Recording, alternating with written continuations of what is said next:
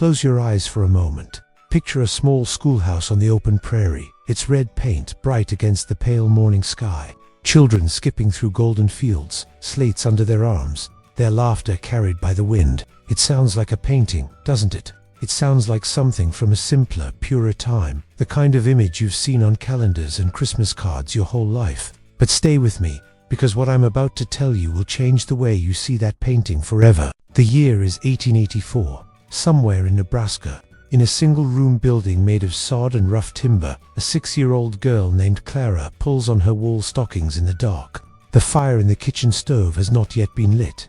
Outside, the temperature has dropped to 12 degrees below zero. She will walk 3 miles to school today, through mud, through snow, through the kind of wind that cuts straight through a child's coat like it's made of paper. And she will do it before sunrise, because the cows still needed milking before any of that. Forget what the movies told you. Forget the warm nostalgia of Little House on the Prairie. The one-room schoolhouse of the 1880s was not a sanctuary of learning.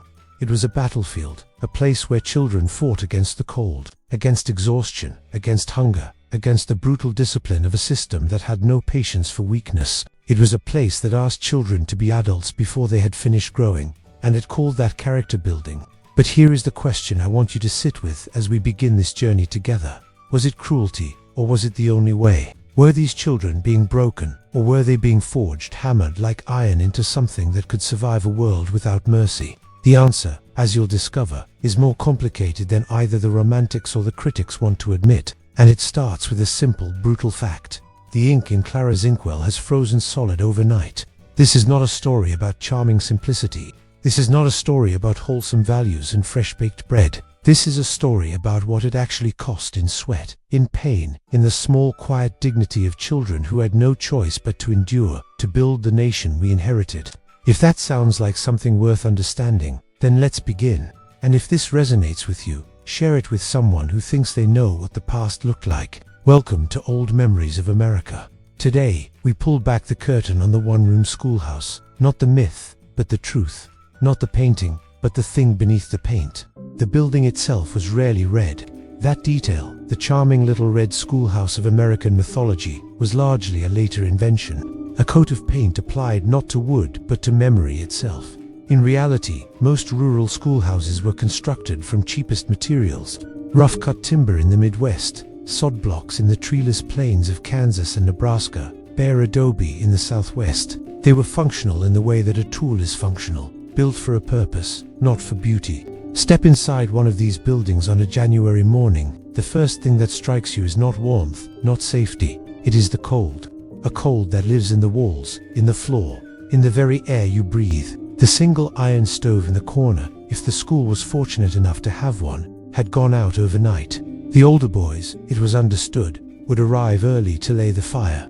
But wood was not always plentiful. Some mornings, the fire simply refused to catch, and 60 children sat shivering in their coats and mittens, their breath rising in small white clouds, waiting for a warmth that was slow in coming. Stay with me, because this room is about to get even smaller.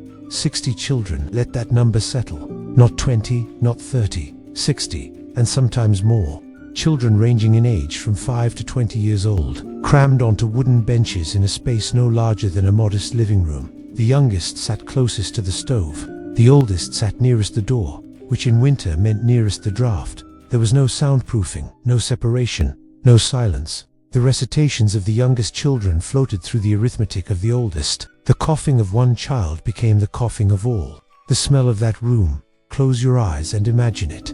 Wet wool coats steaming by the stove. Unwashed hair and skin, because bathing in winter was not a weekly luxury, but a rare and dangerous event. The sharp mineral smell of slate and chalk dust. Lard pails used as lunch buckets, carrying cold cornbread and salt pork. And underneath it all, the particular human smell of too many bodies in too little space, warmed by a fire that was always either too hot or not hot enough. This was not a classroom. This was a room where children happened to learn, because there was nowhere else. The windows, when there were windows, let in thin grey winter light. Glass was expensive, and breakage was common. Some schoolhouses made do with oiled paper stretched across the frames, which let in a pale, diffuse glow, but nothing that could be called clarity. Imagine trying to read in that light, your McGuffey reader held close, your eyes straining, the letters swimming. And now imagine doing it for 6 hours, with a headache growing, on a breakfast of weak coffee and yesterday's cornmeal mush. This was the physical reality that greeted children every morning before a single lesson began, before the teacher called the room to order, before the first recitation of the day, before any learning was even possible. 60 children had to first survive the conditions of the room itself, and this too was part of the education, an unspoken lesson about what it meant to endure. She was probably 19 years old, maybe 20. In some districts, she might have been 16. She held a teaching certificate earned after a summer's worth of study at a county normal school, which is to say she had received perhaps 8 weeks of formal instruction in how to manage a room full of children, ranging from barely literate to nearly adult. Her salary was $3 a week. In exchange for this, she was expected to teach reading, writing, arithmetic, geography, history, grammar, and spelling, simultaneously, to 8 different grade levels, in one room, 6 days a week. The pedagogical method, if it could be called that, was recitation. Each grade group would be called to the front of the room in turn, where they would stand in a line before the teacher and demonstrate their knowledge, reading aloud, reciting multiplication tables, passing sentences, naming state capitals. While one group recited, the others were expected to study in silence, and silence was not a request. It was a requirement. The hickory switch, or the hazel rod, or the rawhide strap, depending on the region, hung in plain view on the wall, a constant and unambiguous reminder of the consequences of disruption. Close your eyes. Can you hear it? The drone of a small voice reading from Nick Guffey's second reader, the scratch of slate pencils, the sound of knuckles rapping on a desk, and underneath it all, the wind against the thin walls, the creak of frozen timber, the hiss of the stove. This was the sound of education in 1880, not the bright, curious energy of minds opening, but the tense, watchful quiet of children who had learned that the cost of inattention was pain. The teacher herself was often boarded with local families, a different household each week, a practice called boarding around. This meant she arrived at school having slept in whatever spare corner a farm family could provide, eating whatever was left over from their table, with no private space of her own, no time to prepare lessons in quiet, no separation between her professional life and the intimate, exhausting obligation of being a guest in someone else's home. She was expected to be grateful for this arrangement. It was, after all, part of her compensation. And yet, and this is the part that the simple narrative of brutality misses, many of these women were extraordinary. They taught themselves Latin in the evenings. They ordered books through the mail and paid for them out of their own meager salaries. They recognized the child who was bright but half-starved and found ways, quietly, to ensure that child had something to eat at midday. They understood, in ways their training had never articulated, that what they were doing was not just teaching reading and arithmetic. They were building the basic infrastructure of civilization, one shivering child at a time. The teacher of the one-room schoolhouse was not a villain in this story. She was a person doing an impossible job with impossible tools, driven by something that was either dedication or necessity or both. In a system that gave her very little credit and even less support, she deserves more than the soft focus portrait that nostalgia has painted of her. She deserves the truth. Let us talk about the hickory switch, not metaphorically, not as a cultural shorthand for strictness, but as a physical object. Its weight in a teacher's hand, its sound in the air, the specific quality of pain it delivered. Corporal punishment in the 1880s schoolroom was not a last resort. It was a first language. It was the primary tool through which order was maintained, and it was used on children as young as 5 years old.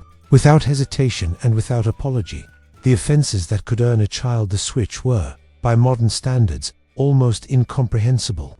In their pettiness, arriving late, whispering to a neighbor, failing to recite correctly, holding a pencil improperly, looking out the window for too long. There was no gradation of response, no conversation, no attempt to understand the cause. The logic was simple and ancient. Pain teaches, pain corrects, pain remembers. A child who was struck for looking out the window would not look out the window again. Whether or not this was true in practice was beside the point. It was believed, and belief was sufficient.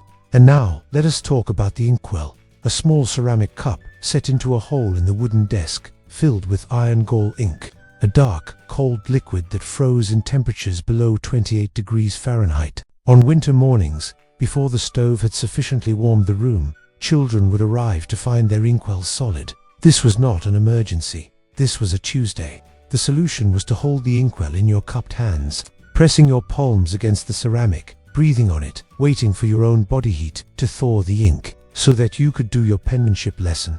The lesson did not wait for the ink to be ready. You made the ink ready, and then you did the lesson. Close your eyes. Can you feel it? The cold of that ceramic cup against your small palms. The numbness in your fingers that makes holding a pen a conscious, effortful act. The concentration required to form neat letters when every instinct in your body is focused on the cold. This is what it meant to do penmanship in 1880. This is what it meant to sit at a school desk and try to learn. Every act of learning was preceded by an act of physical management, of cold, of hunger, of exhaustion. That we have entirely forgotten. There were children who were struck for crying when they were struck. There were children who walked miles through blizzards and arrived at school so cold they could not unbutton their own coats, and were punished for tardiness. There were children who fell asleep at their desks after working in the fields from before dawn, and were woken with a switch across the shoulders. And here is the question that this history forces us to ask, the one that makes us genuinely uncomfortable. Did we call it education, or did we call it conditioning? Was this a system designed to open minds, or to produce obedient, pain-tolerant bodies? The difference matters. It mattered then, and it matters now. But here is what else happened. Those children learned, not because of the cruelty. Cruelty is not a teacher, whatever the system believed. They learned because human beings learn when they must, and because even in those conditions, something in them reached toward knowledge, the way a plant reaches toward a window. They learned in spite of the cold and the switch and the frozen ink. That is not an argument for the system. It is an argument for the extraordinary stubbornness of the human mind. The school year in rural America in the 1880s was not September to June. It was whatever weeks could be spared between the demands of planting and harvest, between the spring thaw and the fall freeze, between the times when children's labor was not immediately required elsewhere. In many districts, there were 2 school sessions, a brief summer term taught to the youngest children while the older ones worked the fields, and a winter term for everyone. The only time when farm work slowed enough to release a child to something as impractical as reading. A boy of 10 in 1880 had responsibilities that would be considered unconscionable to place on a child today. Before school, he had already milked cows, fed livestock, split firewood, hauled water. After school, in the brief grey window between dismissal and full dark, he would do it all again. And on weekends there was no school, but there was also no rest, because the farm did not rest. The idea of childhood as a protected period of development, of play and learning and gradual growth, was not a concept that had reached the frontier. Children were small adults, expected to contribute or be a burden. The girls had their own version of this. Before school, they helped with breakfast, with the washing, with the care of younger siblings. After school, they sewed, they churned butter, they preserved food, they helped with supper, they minded the babies. The domestic economy of a frontier family was a machine that required constant human fuel, and girls were a crucial part of that fuel. Their education was valued, literacy was practical, after all, necessary for reading recipes and letters and the Bible, but it was always secondary to the work of keeping a household alive. And yet that girl who sewed by firelight after dark, straining her eyes over a primer balanced on her knee, she was doing 2 things at once that the world told her were incompatible. She was surviving, and she was becoming, and she was not alone in her struggle to belong somewhere. In those same schoolrooms, something remarkable and accidental was also happening. A child who had grown up speaking only Polish or German or Norwegian, whose parents had come to America with nothing but ambition and fear, would sit down next to a child whose family had been on this continent for generations. They would learn the same words from the same primer, their accents different, their histories worlds apart. The one-room schoolhouse was, in its chaotic and unplanned way, a great leveler, not of economic circumstance, not of opportunity, but of language and the most basic tools of civic life. It was imperfect, and it was often cruel, but it was also, sometimes, the first place where a child from another world was handed the same page as everyone else. There were children in those rooms who went on to become teachers themselves, and senators, and doctors, and engineers, not because the system served them well, but because they were relentless, because they understood, in some wordless way, that the scratching of a pencil on a slate was the sound of a door being pried open, not given, not offered, but forced, with both hands, against the weight of everything that wanted to keep it shut. They took what the system had to give, and they wanted more, and when they could, they went and got it. Close your eyes one more time. Can you see that child? Sitting on a hard wooden bench in a cold room, ink frozen in the well beside them, back aching from the morning's work, stomach half empty, feet damp from the 3-mile walk, and learning, still learning, turning the page of a worn McGuffey reader with hands that are too cold to feel the paper, moving their lips over the words, absorbing them, carrying them home like something precious. That child is the real story of American education in 1880, not the red schoolhouse, not the hickory switch. That child, reaching. We live, you and I, in a world those children could not have imagined.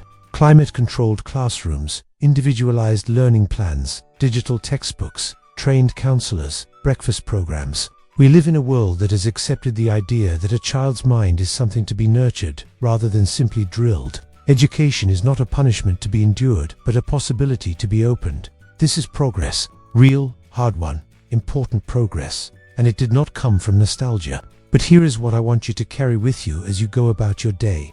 Those children with frozen inkwells and aching backs and 3 miles of mud, they didn't know they were building anything. They were just surviving. They were just doing what the morning asked of them, and then doing it again. And somehow, out of that daily, unremarkable endurance, something was made. A nation, an infrastructure, a chain of hands passing something forward. Basic literacy, numeracy, a belief that knowledge was worth suffering for, all the way down to us. We owe them something, not the debt of sentimental gratitude, not the warm, uncomplicated admiration of a calendar painting. We owe them accuracy. We owe them the truth of their lives, which was harder and stranger and more dignified than the myth. The dignity was real. It did not come from the system. The system was often brutal and frequently careless. The dignity came from the children themselves, from their refusal to stop reaching even when reaching hurt. The next time someone tells you that things were simpler then, that people were tougher then, that we've gone soft, I want you to think about Clara, walking 3 miles through Nebraska cold before sunrise, holding a frozen inkwell, waiting for her own warmth to be enough.